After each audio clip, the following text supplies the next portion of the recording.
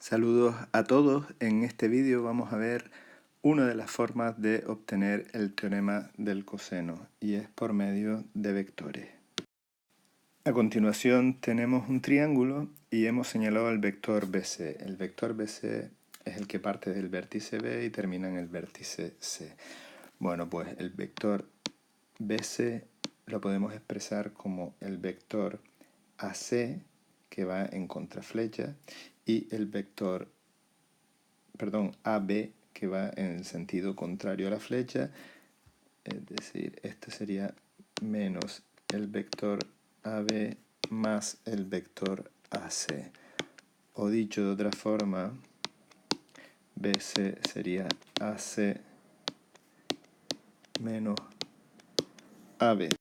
Si elevamos los dos términos al cuadrado, si multiplicamos en el primer término BC por sí mismo, claramente, y en el segundo AC menos AB por AC menos AB, nos podría ir quedando, aplicando la identidad notable, AC por AC, segundo por segundo, y menos el doble producto del primero por el segundo. Bueno, el vector escalar de dos vectores por sí mismo es lo mismo que el módulo de BC al cuadrado, y esto será a su vez el módulo de AC al cuadrado más el módulo de AB al cuadrado menos el doble producto de AC por AB y por coseno del ángulo alfa, que es el que corresponde al vértice A. Si sustituimos esos vectores o los módulos, los vectores por los lados, el vector BC sería exactamente el lado A, por lo tanto A al cuadrado es igual a B al cuadrado más C al cuadrado menos 2 por B por C y por el coseno del ángulo alfa, que es el que le corresponde al vértice A. Sí hay que señalar que el ángulo que se utiliza aquí es el que está opuesto al lado que hemos despejado, está solo en el primer término y elevado al cuadrado. Si tuviésemos en el primer término b cuadrado, aquí utilizaríamos el coseno de beta, y en caso de que fuera c al cuadrado, pues utilizaríamos el coseno de gamma.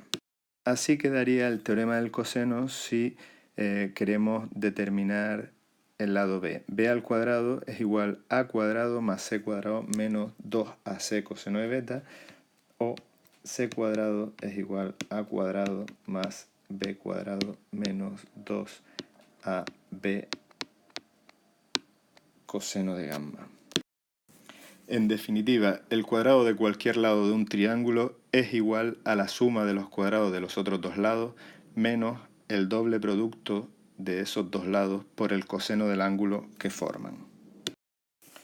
A continuación vamos a ver dos ejemplos en los que es obligatorio el uso del teorema del coseno. Es obligatorio porque es que no existe otra opción. Por medio del teorema del seno no podríamos resolver estos dos triángulos. El primer caso es cuando nos facilitan los tres lados, y el segundo caso es cuando nos dan dos lados y el ángulo comprendido entre esos dos lados.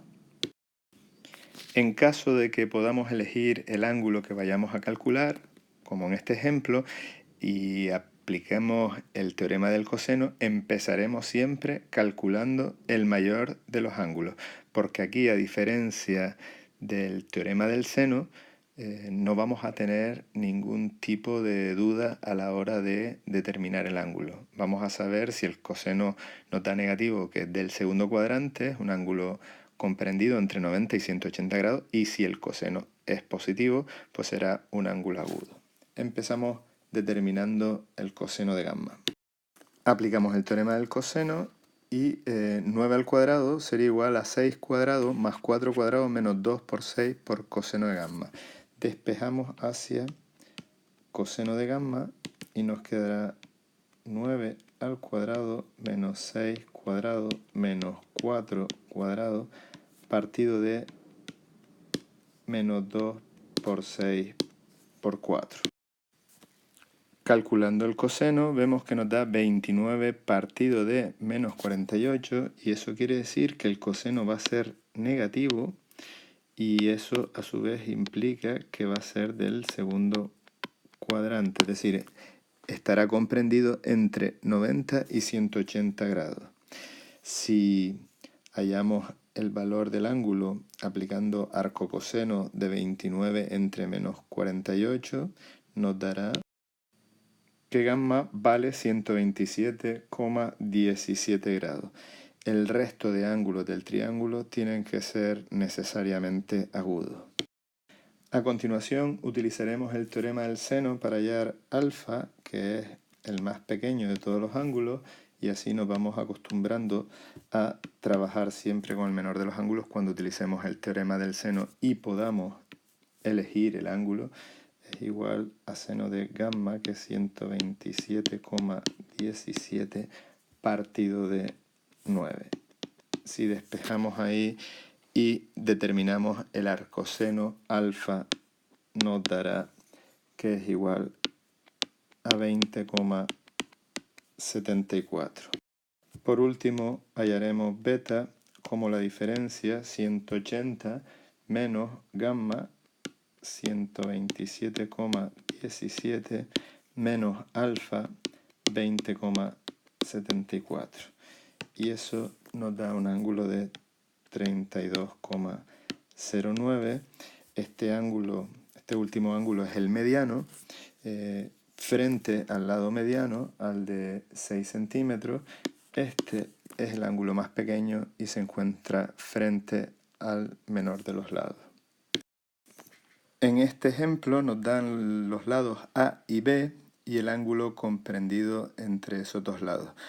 Bien, tendremos que empezar obligatoriamente aplicando el teorema del coseno, y en este caso determinaremos el tercer lado.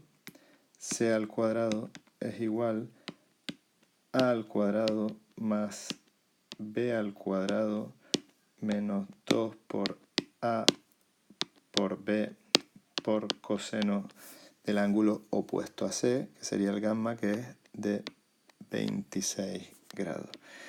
Bueno, todo esto lo podemos determinar, calcular de golpe. No se olviden de sacar la raíz cuadrada y cuando lo hayan hecho, C, el valor de C será de 8,93 centímetros. A continuación podemos calcular o alfa o beta. El problema de intentar calcular beta es que beta es el mayor de los tres ángulos, porque está frente al mayor de los tres lados. Y eso quiere decir que cuando vayamos a resolver la ecuación trigonométrica, al aplicar el teorema del seno, podemos tener una solución del primer cuadrante o del segundo cuadrante. Y ese dilema nos lo ahorramos empezando por el ángulo más pequeño, que ese tiene que ser necesariamente agudo. Por lo tanto, aplicamos el teorema del seno para hallar, en este caso, alfa o seno de alfa inicialmente entre el lado opuesto es igual a seno de 26 entre C, que vale 8,93. De ahí resolvemos la ecuación y hallamos alfa sin ningún tipo de problema, porque tiene que ser obligatoriamente agudo, y nos dará 36,09 grados. El último valor que nos falta por determinar, que sería el ángulo beta, lo haremos restándole a 180 los 26 grados de gamma y los 36,09 grados de alfa, y nos dará un ángulo de 117,91 grados. Con esto estaría resuelto el triángulo que nos dieron.